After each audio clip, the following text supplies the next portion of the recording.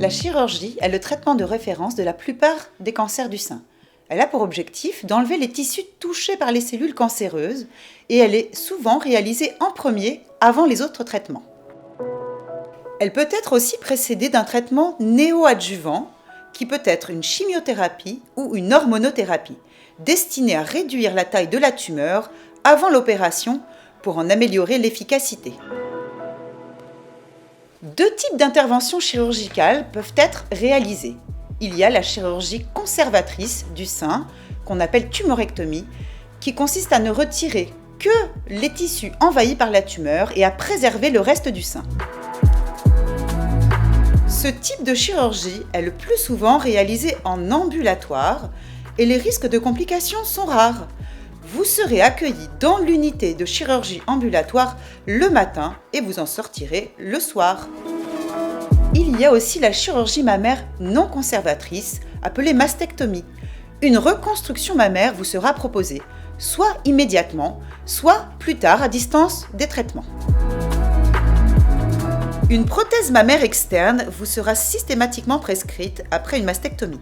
Elle se glisse à la place du sein manquant dans un soutien-gorge spécialement conçu. Dans le même temps opératoire, vous sera souvent proposé une chirurgie du creux axillaire. Il en existe deux types. Le premier type est l'exérèse du ganglion sentinelle. Le principe en est simple. Si le ou les premiers ganglions situés sur la chaîne ganglionnaire axillaire, qu'on appelle les ganglions sentinelles, ne sont pas atteints par les cellules cancéreuses, alors les autres ne le seront pas non plus. A l'inverse, si ces ganglions sont atteints, alors les autres ganglions du creux axillaire pourront être atteints par le cancer. Cette méthode nécessite l'injection de marqueurs qui permettent d'identifier les ganglions sentinelles. Ils sont alors prélevés et examinés au microscope pour y rechercher la présence éventuelle de cellules cancéreuses.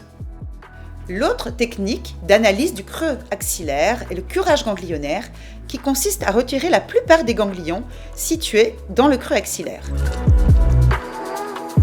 Quand des ganglions pathologiques sont palpables au moment du diagnostic et qu'une ponction a révélé leur envahissement avant la chirurgie de la tumeur, le curage est alors pratiqué en même temps que la chirurgie de la tumeur. Ce type de chirurgie peut avoir des conséquences. En effet, lorsque l'on procède à l'ablation d'un ou plusieurs ganglions lymphatiques, la circulation de la lymphe peut être ralentie et la lymphe peut s'accumuler au niveau du bras ou du membre supérieur. Le bras gonfle, on appelle cela un lymphœdème. Pour réduire le lymphœdème, des séances de kinésithérapie sont systématiquement proposées après un curage axillaire. Ces séances permettent aussi de limiter la raideur du bras et de l'épaule. Nous travaillons avec les chirurgiens plasticiens qui peuvent être présents dès le geste initial, mais également à distance pour améliorer le résultat esthétique en cas de traitement conservateur.